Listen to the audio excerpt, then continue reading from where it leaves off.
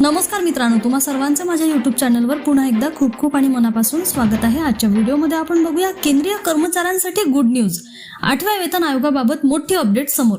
व्हिडिओला सुरुवात करण्याअगोदर तुम्हाला एक विनंती, चॅनलवर पहिल्यांदाच भेट देत असाल तर चॅनलला सबस्क्राइब करा। चला तर मग सुरू करूया आजच्या व्हिडिओला।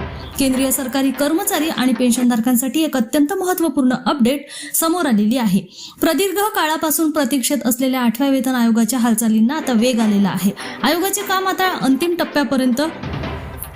काम आता अंतिम निर्णय घेण्याच्या अत्यंत महत्त्वाच्या टप्प्यात पोहोचलेले आहे। ओडिशाची राजधानी भुवनेश्वर येथे कर्मचारी संघटना आणि आयोगाच्या विविध सदस्यांची 2 दिवसीय महत्त्वपूर्ण बैठक सुरू झालेली आहे।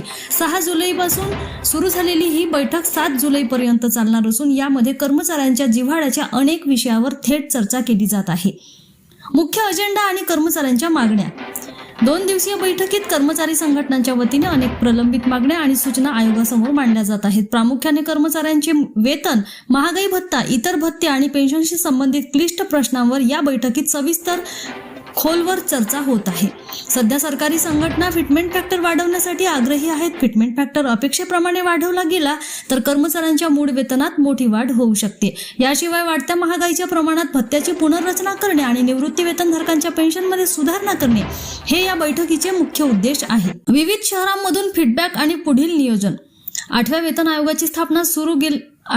आयोगाची स्थापना झाल्यापासून गेल्या 8 महिन्यात आयोगाने देशभरातील विविध प्रमुख शहरांचा दौरा केलेला आहे। यामध्ये लखनौ, दिल्ली, लेह, श्रीनगर आणि हैदराबाद यासारख्या शहरांचा समावेश आहे।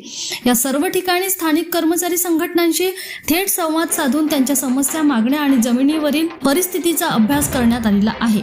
भुवनेश्वरमधील 2 दिवसीय सत्र संपल्यानंतर आयोग आपला मोर्चा पश्चिम बंगालकडे वळवणार आहे। तिथे 9 आणि 10 जुलै रोजी अशाच प्रकारच्या बैठकांचे आयोजन करण्यात आले आहे। पूर्व भारतातील कर्मचाऱ्यांचे मत जाणून घेतले जाईल। या सर्व शहरांमधून मिळालेल्या सूचना, आकडेवारी आणि फीडबॅकचा सखोल अभ्यास करूनच आयोग आपला अंतिम अहवाल केंद्र सरकारला सादर करेल। मूळ वेतन थेट 69,000 रुपयांपर्यंत पोहोचणार।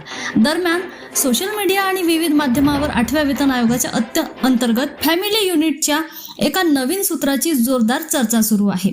या नव्या सूत्रामुळे कर्मचाऱ्यांचे किमान मूळ वेतन थेट 69,000 रुपयांवर पोहोचणार असल्याचा दावा केला जात आहे। मात्र अधिकृत सूचनांनुसार अद्याप वेतन आयोगाने मूळ वेतनाच्या अंतिम आकड्यांवर शिक्कामोर्तब केलेले नाही।